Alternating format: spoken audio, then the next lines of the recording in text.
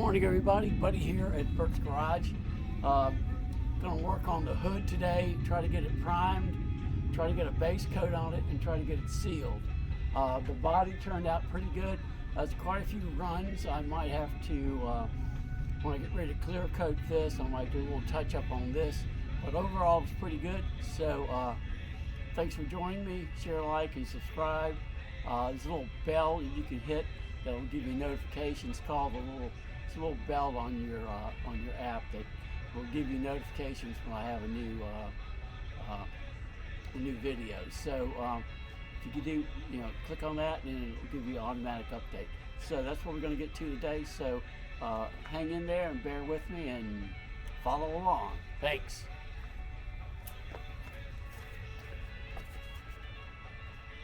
On the hood the other day, I'm trying to get some paint on it today because we got some cold weather, so I'm not going to be able to get anything done.